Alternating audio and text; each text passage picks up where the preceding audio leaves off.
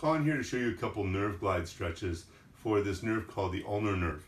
Oftentimes when people have pain, it could be starting up in the shoulder, running down through the arm a bit, also especially right at the inside of the elbow here, and they feel anything radiating into the last couple fingers.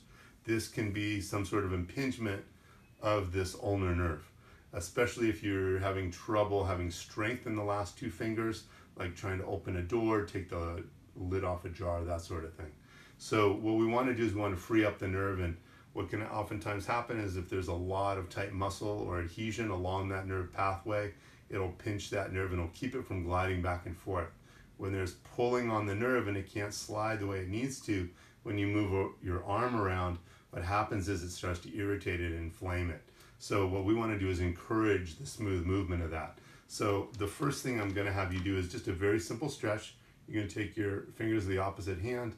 You're going to lock the elbow out of the arm that's bothering you, and you're just going to do a very easy stretch, pulling your fingers back toward you. Whatever's tolerable, and hold that for about 30 seconds. That's the beginner's version of this stretch. So that's not so much of a glide as a stretch to get those muscles warmed up and get them a little bit lengthened.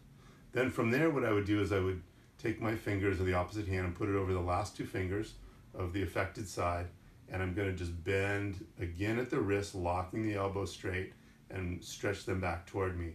I'm going to accentuate this stretch by bringing my chin down to my chest, and that's going to actually put the nerve on more of a stretch.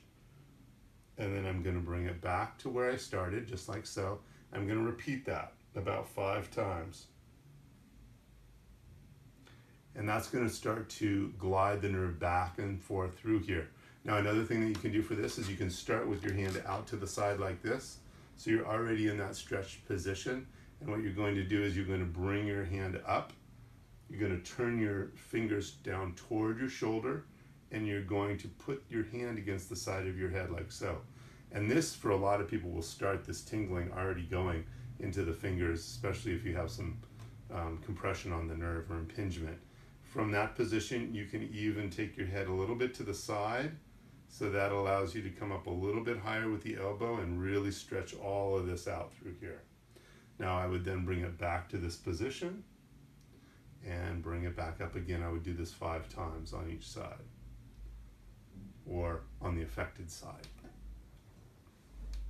The last thing you can do is what they call a little bit of a pin and stretch. And what that does is it starts to take some of the connective tissue, which is thick tissue that surrounds the musculature, and actually glide it back up toward the elbow so that there's a little more give in there. It's not such a pull going on in there. And the way to do that is you can take a couple of fingers, you're going to push up toward the elbow, so you're pushing upward this direction.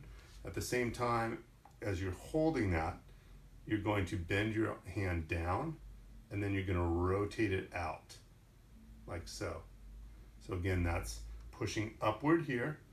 So you're actually pinning and holding that area tight, meaning that you're not going to let it glide or move under your fingers, and you're going to bend down and then rotate out.